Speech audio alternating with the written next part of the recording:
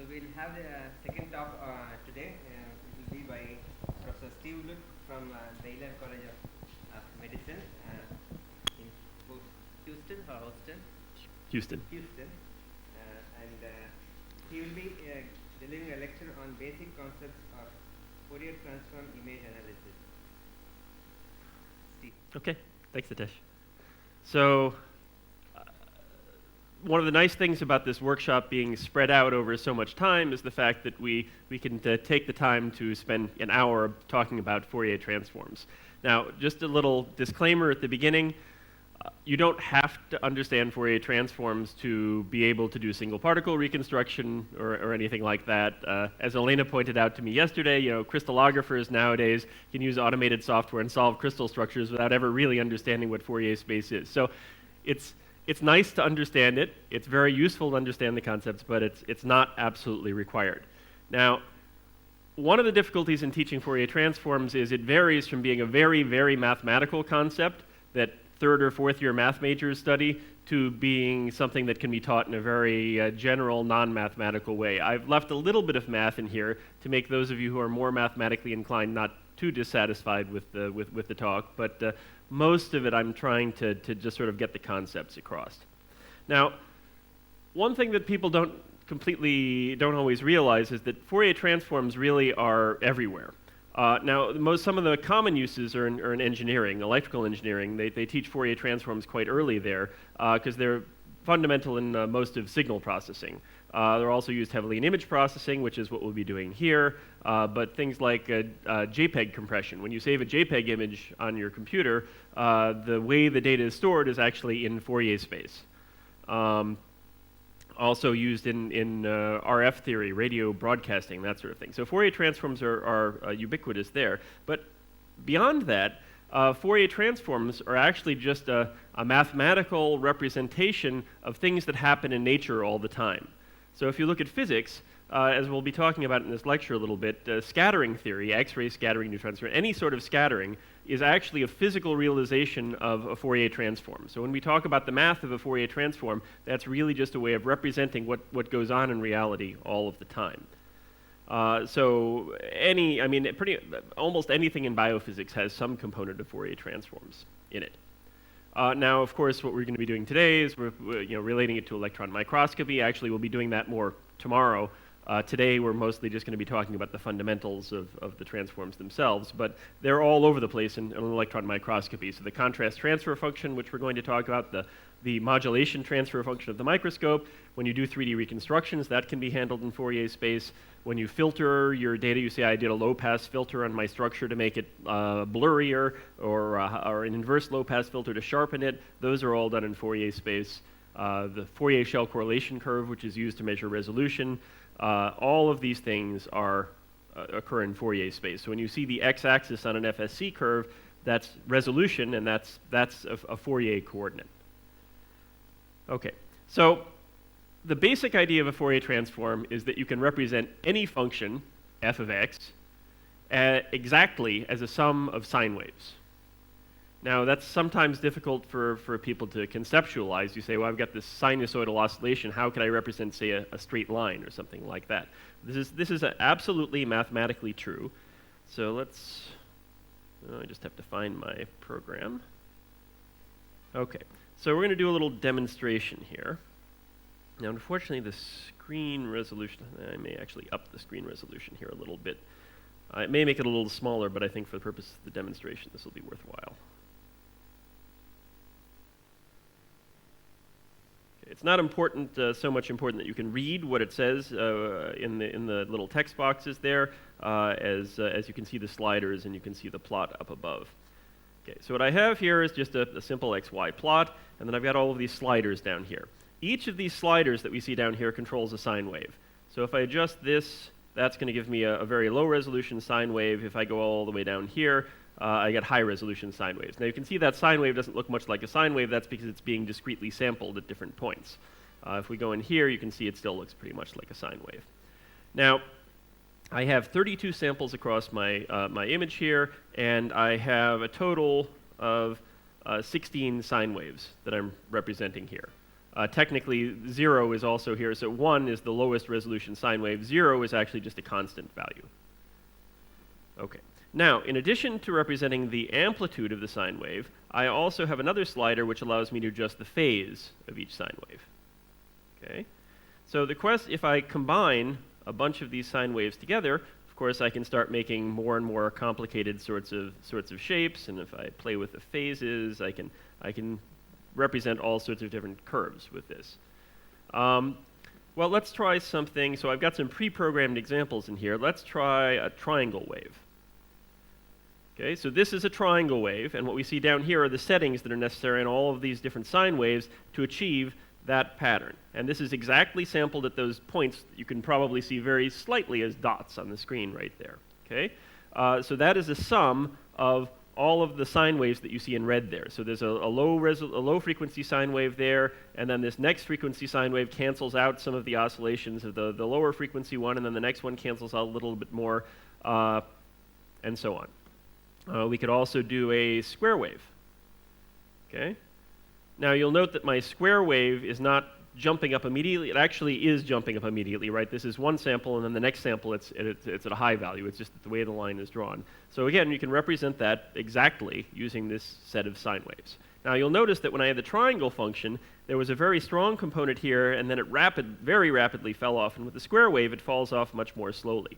You can see if I take one of these components out, no longer do I have a square wave representation. But if I have exactly the right value, then I can exactly represent any function. I can even represent, let me see, noise.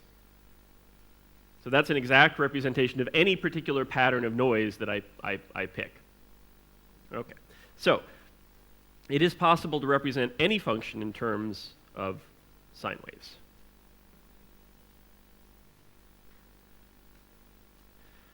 So for each of the sine waves, we have to have a phase and we have to have an amplitude. Alternatively, we could express it as a sine function plus a cosine function, but this is kind of a more rational, easier to understand representation. Okay, so another fact about these sine waves is I said I had 32 points, 32 samples in my curve, and I had 16 sine waves that I used. That relationship is a requirement. There's a conservation of information which is present when you do this sort of representation. What that means is if I have n independent variables, so if I have n points in my curve, then when I go into Fourier space, when I go into the sine wave representation, I need to have exactly that same number of numbers to represent an arbitrary curve in Fourier space. So we'll go back to this little example again here. So what I'm going to do now is I'm going to go back to my square wave function. Now I'm going to add more data points. We'll make it 64 data points. Oops, I'm going to have to regenerate this. Okay, 64 data points represented by only 16 sine waves. Okay, and you can see what's left behind are these little ripples that aren't being properly canceled out because I don't have enough terms present. If I make 32 sine waves instead of 64 sine waves, I can represent it perfectly again. Okay? Now, let's see. Okay. So, I said that you had to have the same number of values. If I have n independent variables, I need n independent variables in the other space. Now, if you thought about it, of course, I said I only have 32 sine waves, but that's because I have an amplitude and a phase for each one. So I have two numbers for each sine wave. Now, I also talked about having this constant value, right? So I have this constant value which lets me shift things up and down. Well, that's another variable. And then at the very end, I also have my last sine wave. And the last sine wave, is that. It's every other peak. It's 1 minus 1, 1 minus 1, 1 minus 1. If I adjust the phase of that 1 minus 1, 1 minus 1 thing to 0, it's just 0. It's just 0, 0, 0, 0, 0, right? So in both of those cases, in the first function, I just have a constant. And if I adjust the phase of my constant to 90 degrees, then it goes to 0. So that's meaningless, right? So it only has meaning as a constant at one particular phase value. So I only have one number in that first curve. And again, in the last curve, I only have one number because, again, the phase doesn't have any meaning when I'm at that highest resolution oscillation. So what that means is while I have 33 sine waves sort of here, the first one and the last one only have one number each. So I have exactly 64 numbers associated with the transform. Okay. So, oh yeah, sorry. One other thing is a little caveat to my statement. So I said we could represent any function. Okay, the way we're representing this, we can represent any function, but we can only represent any function over this size region, this region of space. If I look beyond the edges of this, if I go beyond 64 here, let's see. If I go beyond 64, what I'll see is a second repetition of whatever pattern I've got. So if I have my impulse function here, for example, whatever I have in my first unit cell will be repeated in the next unit cell because, of course, the lowest frequency, oops, that's not the lowest frequency one. So because the lowest frequency sine wave has that periodicity, so I can't represent things that don't have that fundamental periodicity to them. So I have periodic boundary conditions. Anything I've got in my first region gets reproduced in the second region. And that's limited by the lowest frequency sine wave that I include. Now, a trick to make this an absolutely generic thing, so if I want to represent, say, a linear slope, so y equals x, right? And I want to represent that from minus infinity to infinity. I can still do that in terms of a Fourier transform. What I have to do, though, is switch from a sum to an integral. So instead of having a discrete number of sine waves, I now have an infinite number of sine waves. Now, mathematicians like to use this representation. So if you see the Fourier transform documented anywhere, you'll see this integral form where you cover frequencies that go from minus infinity to infinity. And you can derive a whole bunch of theorems that are related to this integral form of the expression. Mathematicians don't like sums very much, but most people find it easier to relate to sums than integrals, particularly going from minus infinity to infinity. So mathematicians derive all sorts of theorems about Fourier transforms using this integral formation. And then a lot of those theorems get applied to the finite discrete case where we're just doing a sum of a specific number of sine waves. The trick is that those theorems only hold in the infinite case, and they're only approximately true in the discrete case. When we're doing image processing, when we're doing anything in physical reality, we're not working with infinities, right? We always have finite behavior. And the way this Fourier transform works is if you have a finite number of sine waves, that makes the sampling in the real space, in the space where you're representing the function, discrete. We'll get back to that point a little bit later again. So the real representation is this integral form. Okay, now I mentioned before there are two different ways of representing the Fourier transform. We can represent it in terms of a sine wave, or sine wave, cosine wave, whatever, where we have an amplitude and a phase, right? So that's how strong the sine wave is. That's the phase shift of the sine wave. K is the wave number. It's the frequency, basically, of the sine wave. And then x is our x. It's the spatial variable here. We can equivalently represent it in terms of a sine wave plus a cosine wave. So in this case, our two functions are amplitude and phase. In this representation, it's the amplitude of the sine function and the amplitude of the cosine function. These two things are exactly equivalent to one another. Well, it turns out there's a third way we can represent it as well. And this involves getting into something called complex analysis, which is usually sort of a third-year concept in college mathematics, but it's okay. We're not going to get too deep into this, but I still want to introduce it a little bit.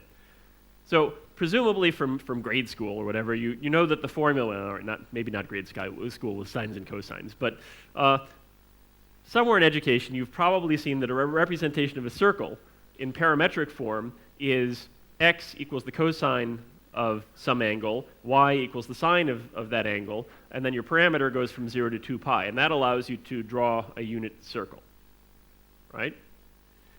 We can use this fact to do something very clever. So instead of calling the axes x and y, we'll call the axes real and imaginary. So now we're talking about complex numbers. We've got real valued, we've got the real component, we've got the imaginary component of any number. Okay? So now I have a single value of my function. So my f of x, and this is actually a complex valued function, is the cosine of the angle plus I times the sine of the angle. Okay? So now in the complex plane, I can draw this nice circle. Now, a mathematician named Euler, who I imagine you've probably all heard of one way or another, came up with this interesting relationship, which is that e to the I times phi, whatever variable you want to use, e to the I times, so an imaginary exponential, right? An exponential to an imaginary number is equivalent to this. It's a very profound relationship, and it works its way through all sorts of advanced mathematics. But what it means is, instead of expressing a complex number as x plus I times y, we can equivalently express that number as a times e to the I times a phase. So this is the amplitude, and this is the phase, just like it was with our cosine and sine formula. But what this means now is, instead of representing our Fourier transform in terms of a cosine or a sine, which is really messy to do integrals on, we can now represent it as an exponential. It's just that the exponential has a complex number in it, which makes it, which allows us to do this sort of magic with sines and cosines. Now, the nice thing about exponentials, if you ever remember your first year of calculus, is that they're really easy to integrate and do all sorts of tricky theoretical things with, because the derivative of an exponential is still an exponential. So now what we can do is we can represent our f of x in terms of a complex valued function multiplied by e to the I kx.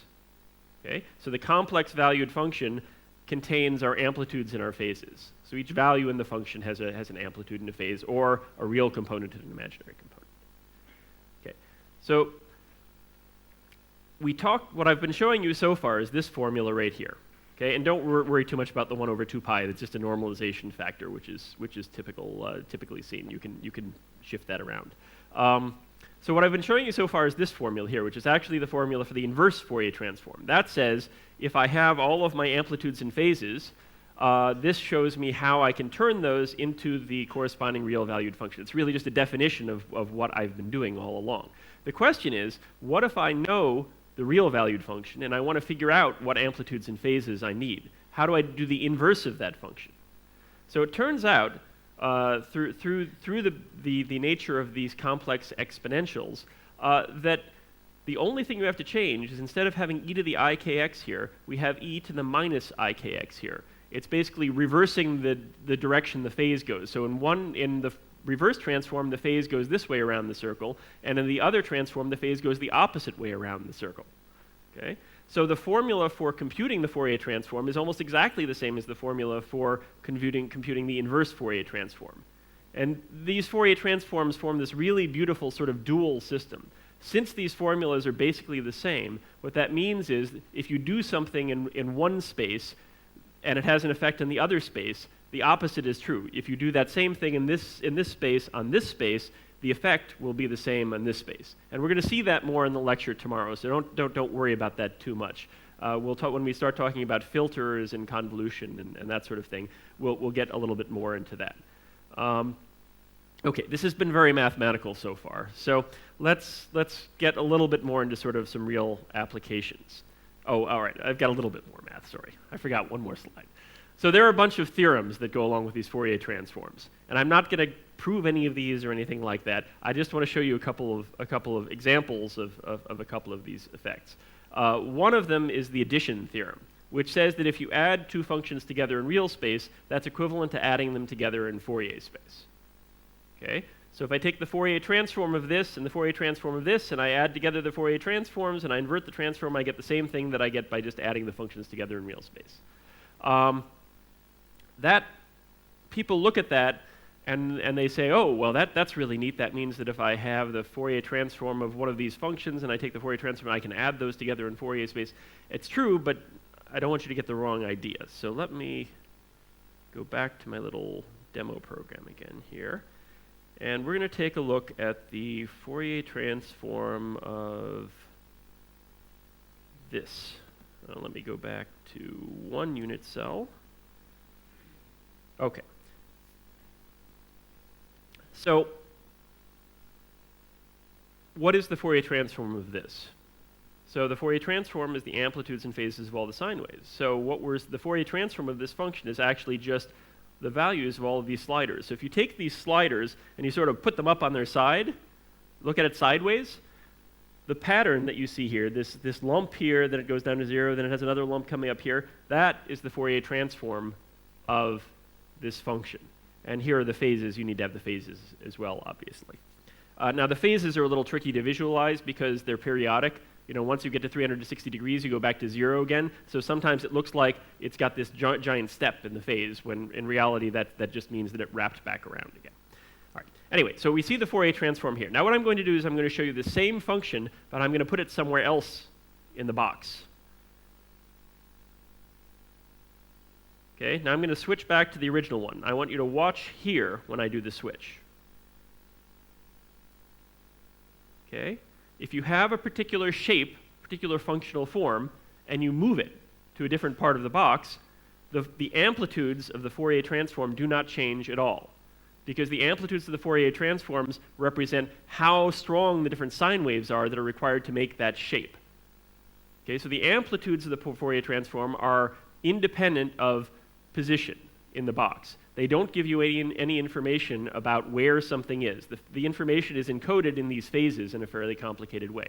That means that if you want computationally to shift something, if you want to translate this function in space, you can do it by applying appropriate phase shifts to all of the phases and just translate it. Okay, so we have this function and we have this other translated function. Now I said that we could add together two functions in real space, and that would be the same as adding them into Fourier space. Now if you think about that really naively, you would say, well, the amplitudes here look like this, and the amplitudes of the other function also look like this, so if I add those two functions together, the amplitude should just get bigger. But that's not quite what happens. We have to remember that these are complex valued functions. So when I'm adding them together in Fourier space, I'm not adding real numbers, I'm adding complex numbers, and those complex numbers interfere with one another, so that actually makes the amplitudes change a little bit. It still has a similar sort of shape here, but what we're seeing is sort of an interference effect between these two square waves, because we also have to encode information about the gap between the square waves here. Okay.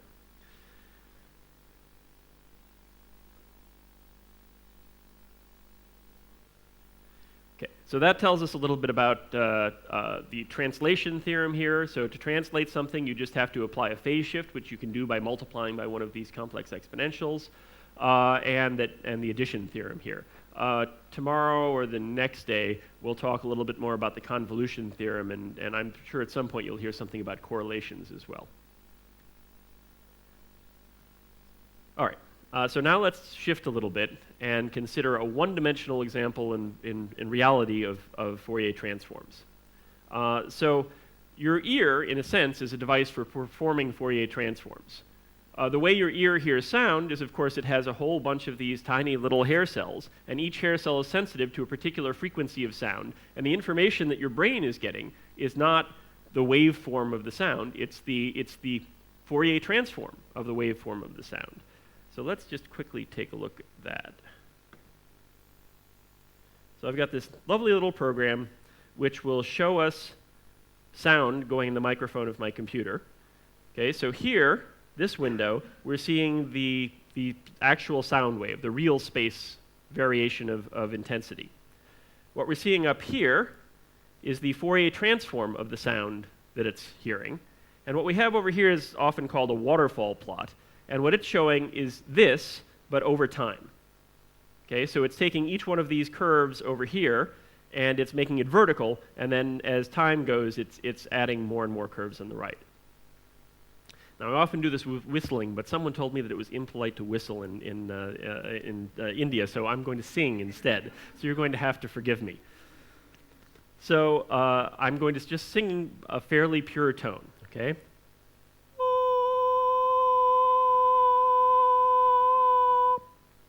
Okay, so you can see here that I see a peak here, and I see another peak here. Now, why is this peak here and this peak here? That's because the note I was singing, the tone I was singing, was not a pure sine wave. It had additional shape components to it. Now, if I change the sound that I'm producing, instead of singing sort of an ah, I can make something that's a little bit more of a pure sine wave. I'm not completely getting rid of it. if I change the sound a little bit more,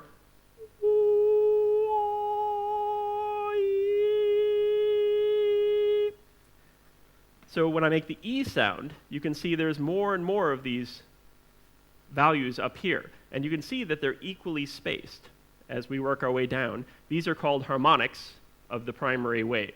So the note that I'm producing defines the frequency, and then we see multiples of that frequency with other components, exactly what we were seeing when we were doing the sine waves before. We had one oscillation in the box, then we had two oscillations in the box, and three oscillations in the box. We didn't have values in between. So this sort of thing is used when you do voice recognition on computers. You take the Fourier transform in the computer, and then that's what gets passed into the voice recognition algorithms.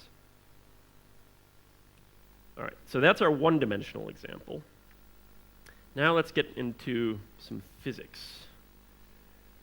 All right, so this is something you've probably seen before somewhere or another. I'm sorry that the contrast is a little bit poor there. There are vertical lines here.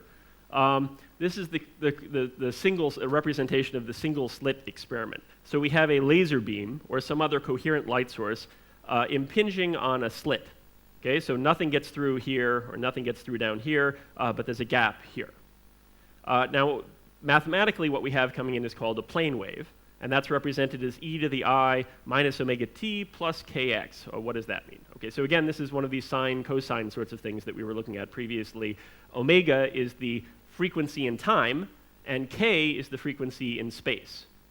If what's incident on the slit is light, for example, then there's a relationship between the time frequency and the space frequency, right? You can compute the wavelength of light by knowing the frequency of light and vice versa. So there's a relationship between the omega and the k, but we don't really need to get into that complication too terribly much. If we shine light on a slit, what happens? Well, this does not happen, okay? You don't get the light just shining through where the slit isn't, right? You get some additional effects going on. You get diffraction effects which occur. So the way we look at what happens when light is impinges on a slit is like this. We basically say that inside the slit, each point in space inside the slit acts as a spherical source for another light wave, okay? So whatever the frequency of my light is here, whatever the wavelength of my light is here, I get a same pattern here, but now it's a spherical wave instead of a plane wave, okay? And I have an infinite number of those light sources within the sphere. Within the slit. And all of those spherical waveforms, or in this case circular waveforms, add up. And if you look here, you can actually see that what we see emerging here looks an awful lot like that plane wave that I said didn't exist. So the central beam passing through the hole does get reconstructed. It does still actually exist. But it exists because it's coming out of the sum of all of these infinite number of spherical waves that are coming out from inside the slit. Now we can look at this a little bit more mathematically, and we can compute what we expect to see in the pattern on a piece of paper some distance away. And don't worry, this is going to get back to Fourier transforms very, very shortly. Okay, so what basically, if I want to say what sort of light do I see at this point on the piece of paper that I'm shining the light on, what I have to do is I have to sum up the plane waves that are coming out, or the spherical waves that are coming out from each of these different points within the slit. Okay, so each of those spherical waves has a phase associated with it, right? So it's a phase varying in time. So I need to know the relative phase difference of the light reaching this point from this point in the slit, and this point in the slit, and this point in the slit, and this point in the slit. And it's really simple problem geometrically. We just have a little triangle here, right? So if we're all equidistant to this point, then the phase would be the same at this point. But it's not equidistant because I'm some distance away from the axis up here, so it's a little bit more. It takes a little bit more distance to get to this edge of the slit than it does to get to this edge of the slit. We just draw a little triangle, and we have this d distance here, which is the amount of phase shift that's going to occur. Okay, so our phase shift is now indicated by this formula, which is y, that's the width of the slit, time or the distance I am away from this point up here, basically, multiplied by sine theta, divided by lambda, lambda being the wavelength of the light. Okay? So, what I have up here, I'll separate out the omega t part, so I don't really care about the time variation. I'm just going to assume that I'm at time 0, basically, and see what's happening there. So what I wind up with is here, e to the I y times sine theta divided by lambda is what I've got for the relative phase here. Now again, if I want to figure out what I have at this point, right now I'm just computing two rays. I need to sum over all of the rays that are coming out of the slit, and that's we just do by integrating over y, right? Integrating over all the possible positions of the slit. So I integrate from 0 to w, w being the width of the slit, and I'm integrating this expression. Now, my assumption initially was that any light going through the slit is just going through unaffected. But theoretically, if I wanted to put something else in the slit, let's say I had a microscope slide or something like that, a negative or something, and I put it over the slit, the amount of light getting through at each point along the slit would be different. So I can express that as a function. So f of y is now the amount of light that's getting transmitted through through the slit at each position inside the slit. And that gives me this equation. Integral of f of y, e to the I, y sine theta over lambda. Well, this actually looks very similar to a Fourier transform, right? So, oh, sorry, I thought I had one more thing. Guess not. So, if you look at this, y is our x component from our Fourier transform formula, and then sine theta over lambda, theta being the basically defining the position I am up here, becomes our k, our frequency component. So what we've just proven, somewhat quickly, is that when you do this single slit experiment, what you're doing is you're taking the Fourier transform of the amount of light going through the slit. Okay? So when you do one of these scattering experiments, what you're doing is computing a Fourier transform. So we have our light, we put it through a slit. Now if the slit is small compared to the wavelength of the light, you basically just get a spherical wave propagating out, or a circular wave propagating out. If we make the slit a little bit bigger, we can see it's still pretty much just a circular wave. It has a little bit of a distorting effect. We've got a little bit less intensity now over here, but it's still pretty much the same. Now we'll go ahead and make the slit really large compared to the wavelength of the light. Now we can see other effects going on. So now we can see the sort of central beam going through here, but we can see that the intensity is falling off in some of the directions here. To make this easier to see, we're going to zoom out a little bit. Right? So we're now looking at a slightly bigger picture. You can see the wavelength of the light has gotten a little shorter, and you can see that there's this strong propagating pattern here, but then along certain directions, I think I've got it here, the light cancels out. That's destructive interference in the light, as you probably learned in physics class. Well, this pattern, if we project this on a spherical shell instead of a flat piece of paper, we make it spherical since our angle is theta, what we're looking at is just the Fourier transform of a step function, just like we were computing before. So this takes us immediately to X-ray crystallography. What do you do when you do an X-ray crystallography experiment? You take a crystal, and you put it in front of an X-ray beam, and you collect the scattering pattern. The scattering pattern that you're collecting when you do that experiment is the Fourier transform of whatever is physically present in the crystal, based on the argument that we just went through. Okay? So when you do any sort of scattering experiment in biophysics, neutron scattering, SACS, X-ray crystallography, you are computing a Fourier transform by doing the experiment. And the whole point of solving the structure then is to take that Fourier transform and invert the transform and turn it back into a three-dimensional structure. Now, right now, I'm just talking about two-dimensional information. And when you do a single experiment, when you put a crystal in the beam and you collect the diffraction pattern, you're collecting just one orientation of the crystal. If you want to do a 3D reconstruction, you have to orient the crystal in all different orientations, and you have to combine that information in 3D. And we'll talk about that later in the workshop. I think Elena is going to talk about that when she talks about 3D reconstruction a little bit. At least I'm hoping she will. So we can do, we were talking about one-dimensional Fourier transforms, so we can do Fourier transforms in an arbitrary number of dimensions. We just have to add extra variables. So instead of doing one integral over x, now we have an integral over y as well. So instead of just integrating from minus infinity to infinity over x, now we have x and we have k of x, and we have y and k of y. So this is the frequency for x, this is the frequency for y, and we have our double integral, and well, we have a two-dimensional Fourier transform. We can do three-dimensional, four-dimensional, five-dimensional, whatever. The math all works out the same way. Now, the one new thing that comes into play when we start doing two-dimensional Fourier transforms is how direction happens, how we deal with different directions. So what I'm showing you over here is an example of what you have in Fourier space and what that corresponds to in real space. This is very much like when I was doing the example before. If I grab one of the sliders, I increase the amplitude. This is saying, so this is the origin in the middle of the plot here, and this is saying I have one sine wave which I have increased the amplitude of that sine wave. Now there's a corresponding point over here on the opposite side. That's just to get the phases right, basically. So if I put a delta function to the right of the origin, I have a sine wave that moves in that direction. If I put a delta function that's up at a diagonal from the origin, my sine waves are also diagonal. So when you do a Fourier transform, orientation is preserved. If you do a rotation operation in real space, the Fourier transform also rotates in exactly the same way.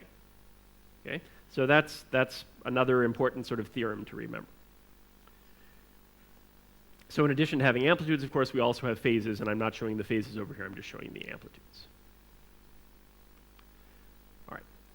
So, let's take a look at something else now. So let's get back to crystallography a little bit here. So here's a step function. Okay, so this is just a 0, 1, 0 again forever. Okay, the Fourier transform of that function looks like this. Okay, the Fourier amplitudes look like this. Now let's add a couple more. So now I've got 3 of these step functions in my box. Now you can see I was very tricky. This function goes from -1 to 1. It still goes from -1 to 1. It's just that I've made my space a little bit bigger. So when I take the Fourier transform of this, now I take the Fourier transform of this, and you can see the peaks of these oscillations follow the envelope, which is defined by the shape of one peak, but it's become a little bit more discrete. If I add more, I'm not showing it, but this is now 5 pulses instead of 3 pulses, these peaks keep getting sharper and sharper and sharper. Okay? What we're seeing here is what happens with X-ray crystallography. Say, if you have a crystal, which is basically a repeating pattern of the same thing over and over again, separated by some distance, that produces a pattern like this. The shape of the envelope is the shape of one object, one instance of the object. Okay? The shape of the separation between these peaks is the distance between the objects. Okay? It's the inverse, the reciprocal of the distance between the objects. So if the objects, if the spacing of the unit cells, if the crystal has a larger spacing associated with it, then the peaks that we're seeing here get closer together. And if the crystal has a smaller unit cell, then the peaks get farther apart. But those peaks are just sampling this function which describes what one individual object looks like. The same thing is true in 2 dimensions, so let's make a more interesting example. So this is a top view of a calcium release channel, and we have one of them in the box, and we look at the Fourier transform. We're just looking at amplitudes, not phases here. Just so you're aware of that. So that's what the Fourier transform looks like. Now there's a few more ripples and stuff out here that you can't see, but it doesn't really matter too much. The display contrast is just a little too high. Okay, now what if we put 4 of them in a box? Well, now we start seeing this. Again, the pattern is basically the same, but now we're beginning to see some separation between these peaks. If I put 16 in the box, it gets more separated. Now I've just zoomed in on it a little bit so you can see again. So now we have a peak, and we have these 2 little minima here, and then another peak. Now if we completely fill the box, we get this. And on this projector, you can't see it because I'm at too high a resolution. Let me switch my resolution back again.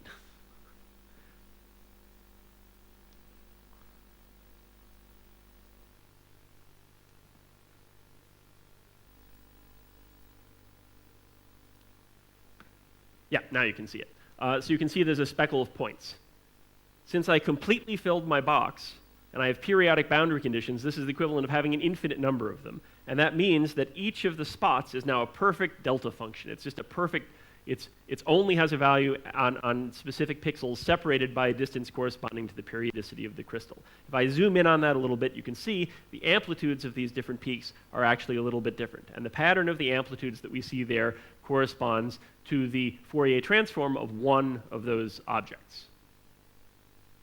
Okay? I'd have to know the phases as well if I want to recover the actual shape of the object. If I just know the amplitudes, there's an infinite number of different possible patterns which could give me that amplitude. And that's why if you're familiar with Sachs, when people try to take a one-dimensional Sachs curve, which is basically the rotational average of a three-dimensional Fourier transform of the object, and then they try and turn that into an envelope in real space, mathematically it's impossible. They have to do it by making a lot of assumptions. And they make assumptions that it has to be connected and a whole bunch of other things, but still it's a very shaky mathematically area of science in a sense. I'm not saying Sachs is bad. I've done Sachs myself. It's very useful. I'm saying that Sachs, when used to produce an envelope, doesn't always produce unambiguous results. And you can find a lot of examples where Sachs, people have said, oh yes, here's the envelope of my thing, it seems to be unambiguous, and it turns out to be incorrect. When Sachs is used to measure distances, and it just says, oh, I see peak here, I see peak here, see a peak here, that means that I have these distances present in my structure, that's absolutely solid. It's just when you try to make that into a full 3D structure that there becomes some uncertainty about it. Okay, so X-ray crystallography, we put a crystal in the beam, we shine light through it, we get this nice crystal pattern, and then we try and reconstruct it. So how about electron microscopy? So the difference in electron microscopy is we put a lens in. That's really the only difference at all. Now, of course, it's more than just one lens. It's a complicated assembly of lenses, and that's what we'll hear about tomorrow morning in the talk, right? So this is an oversimplification of what happens in a microscope, but it gives you the basic fundamental concept. So when we put a lens in, suddenly we've got an image instead of this Fourier transform. So what's going on there? So we have our pattern impinging on a lens, and again, that's what we've got going on there. We've just got this Fourier transform that's basically happening when we do the scattering experiment. We've got this pattern like this. What happens when you focus a lens?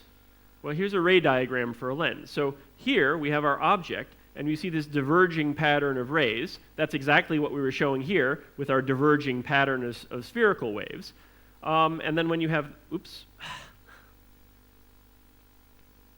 there we go. So then when we have the lens, what the lens is doing is it's taking those diverging rays and it's turning them into converging rays. So if you look at from the perspective of this point here, it's exactly the same as what's going on at this point here, just mirrored. So a lens is basically a tool for physically taking an inverse Fourier transform. So any scattering experiment you do is a Fourier transform, and if you put a lens in and you go to the focal plane of the lens, you get the inverse of that Fourier transform physically. Now the beauty of doing it physically like this is the fact that when you measure light here, when you do a crystallography experiment, all you can measure is the intensity of the peaks. When I do sound, I can measure the phase of the sine waves as well, because my electronics are fast enough that I can actually see the sine wave varying. With light, X-rays in particular, things are happening way, way too fast. You can't measure the phase in any real way. So all we get are the intensities, and that means without those phases, we can't get the actual structure back. So you have to do all sorts of tricks in crystallography to figure out what the phases are so you can get the structure back. But in electron microscopy, we are using a lens to put the phase information back together, and we get this real image in real space, and then I can take the Fourier transform in the computer, and I have all my phases. So the lens is what gets us phases, and this is the basis of doing X-ray microscopy now. So with soft X-rays, they actually have built X-ray microscopes, and you can look at things like cells in real time and stuff like that. It doesn't have as much resolution as an electron microscope because the wavelength of the X-ray, soft X-rays, is longer. But anyway, so a lens lets us deal with that pesky phase issue. Now, when we do our scattering experiment, this is pretty much my last point. So when we do this scattering experiment, we've got the light coming off at different angles, and we have the sine theta over lambda expression here. Well, that's actually telling us something else interesting about resolution. So you all know that the limit of a light microscope, the resolution limit of a light microscope, unless you do some sort of a super resolution trick with fluorescent light sources and stuff like that, unless you have some discrete events occurring in your specimen, the limit for conventional light microscopy is basically half the wavelength of the light that you're imaging with. This actually explains why that's the case. If you look at the angle at which the light is scattering, the angle is related to the wavelength of the light. If we scatter at 90 degrees, that corresponds, so 90 degrees sine theta, that's 1. So that's 1 over lambda.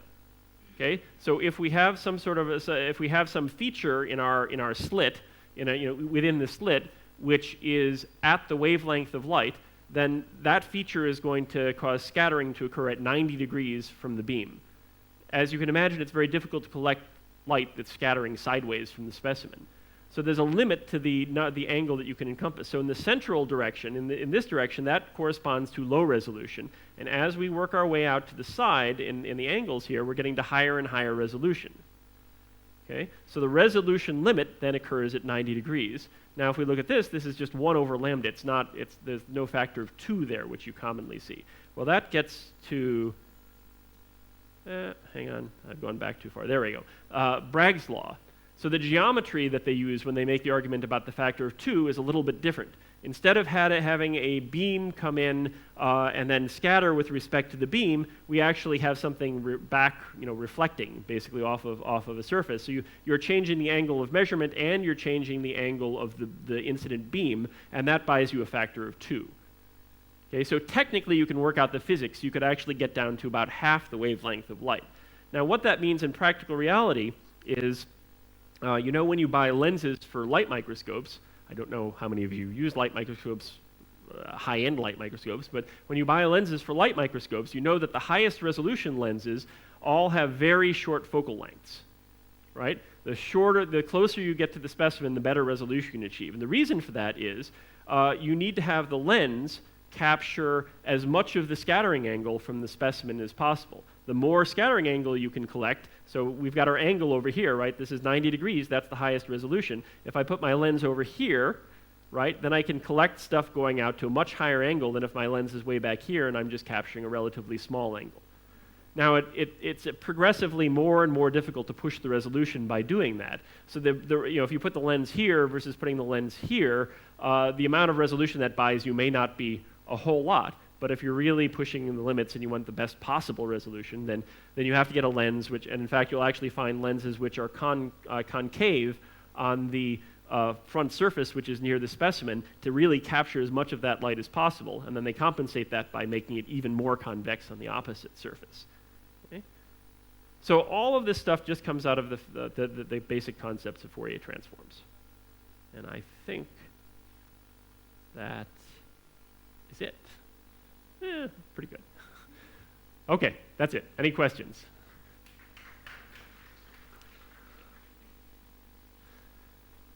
So we'll be continuing with all of these concepts in the lectures tomorrow and the day after as well.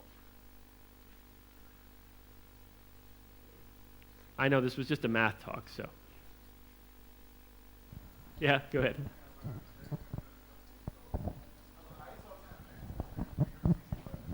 Wait, say that again? What?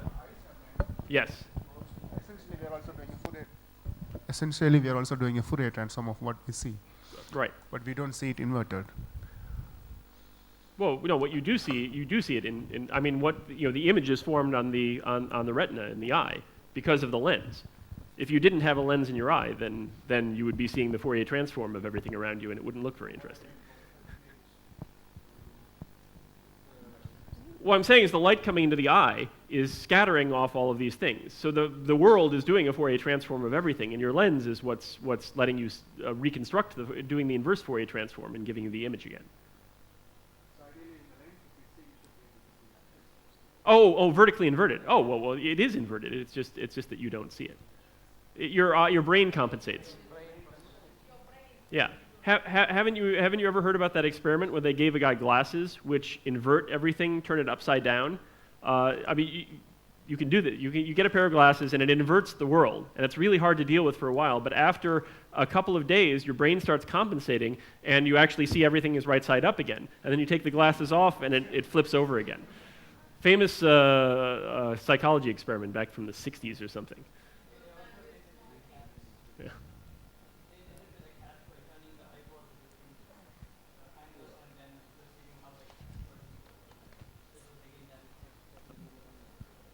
Yeah. Okay, any other questions? They can be stupid questions, it's okay. Yeah. I do have one very, I don't know, but I thank you for the nice introduction.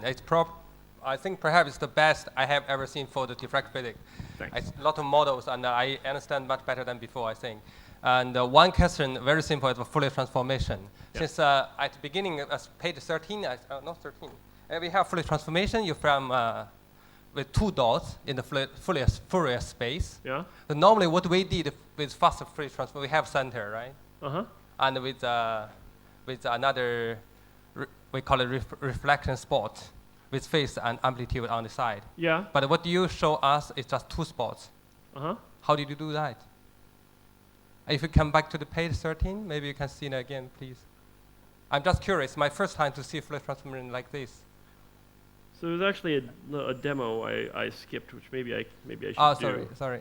Maybe even lower. Yeah, the number. This one. yeah, That one. Yeah. Right. But on the faster Fourier transformation, Yeah. we see two dots. Right. Actually, all of them are Fourier. Fourier Yes, dots. they're always. But no pairs. center dots. Well, the center dot is just constant. You omit. There's no. I'm saying the central dot would correspond to just a constant, no oscillations at all. That's no frequency. Yeah, but what am I feeling? If I do Fourier transformation directly from the image on the right side, Yeah. what do you get? You get. Oh, you're saying you see a strong it- dot. yeah, Oh, yeah, I understand. Well, that's because the images you're looking at haven't been normalized. So, Oh, okay. when you look at an image that comes out of a CCD camera, Yeah. the lowest value in that image is 0, and Yeah, then yeah. the value goes up to like 20,000 or something Yeah, like so that. you have center So spot. the average value of the pixels in the image is like 10,000, Mm-hmm. and then the value of that dot in the middle is 10,000. It's a constant term. Oh, okay. Okay, so if you normalize the image, when we do the Normalize the E-man image. example this afternoon, Uh-huh. we always normalize the images. So we take the average of the images and we set it to 0.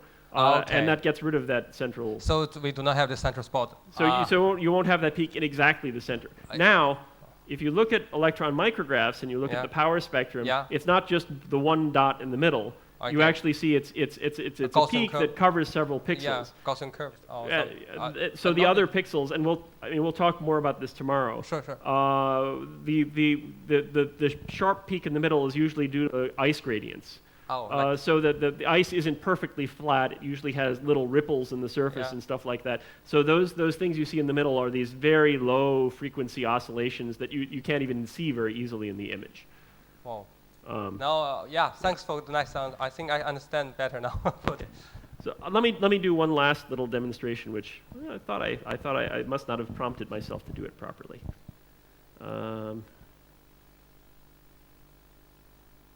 All right, we'll just do it here.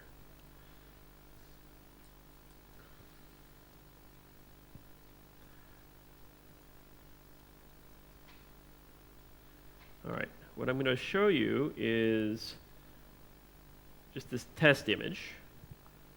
So I've got a test image on the left, and I've got the same test image on the right.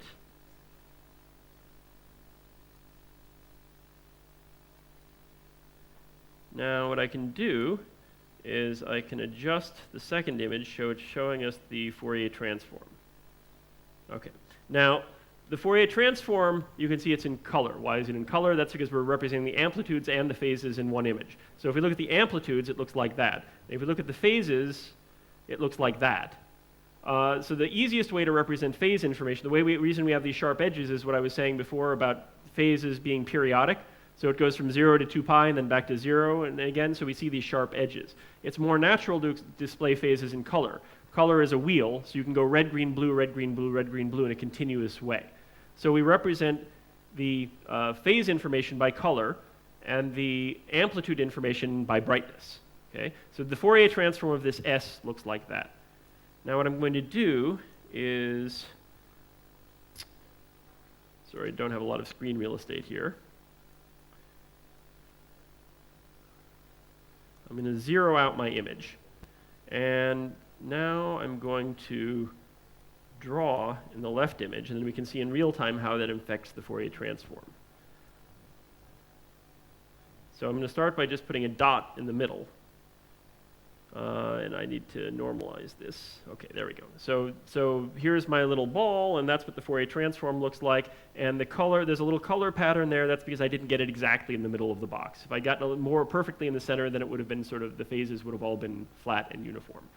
Now if I paint, What I'm going to do now is I'm going to paint and gradually make this spot bigger. And I want you to watch the effect on the Fourier transform. Oh, hang on a sec. I'm doing something funny here. Sorry. Okay, I'm going to gradually make this region bigger. I got it a little better centered there for a while. You'll notice that the pattern is getting smaller and smaller as I make the object bigger. So the Fourier space is also known as reciprocal space. So the larger something is in real space, the smaller it gets in Fourier space, and vice versa. Now, if this had a soft edge, in fact, I wouldn't see all this stuff out at high resolution at all. The reason I'm seeing stuff out here still is because this is a sharp edge. It goes from 1, it's a step down to 0. The pattern of the ripples that we're seeing here gets smaller and smaller as we make the object larger and larger.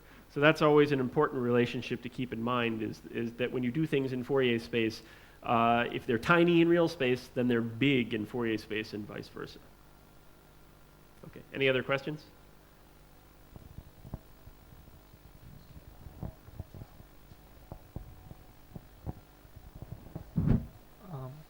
I'd like to know if X-rays can be focused with the help of lenses, because they have very high penetrating power and it is very difficult to bend Right. X-rays. That's what I was very, very briefly referred to in my talk when I talked about X-ray microscopy. Okay. So there are about 3 sites, I think, now in the world that have one of these setups at a beamline. The trick is you can't make a material, like glass. You can't use a physical object as a lens for hard X-rays, because the spacing of the atoms is comparable to the wavelength of the X-rays. So unlike visible light, which sees a physical object as a continuous thing, X-rays see a physical object as a whole bunch of point atoms in space, and you can't build a lens the same way you build lens for like eyeglasses or something like that. So the way they make lenses for X-rays is a Fresnel phase plate. You basically make a pattern of rings, and the spacing of the pattern of rings, it's like the single slit experiment. The spacing of the pattern of rings is tuned to make an effect very much like a physical lens. The problem is that the spacing of the rings has to be comparable to the wavelength of the light that you're dealing with. I mean, the inner rings are pretty big, but then as you get out to higher and higher radius, the rings get closer and closer together.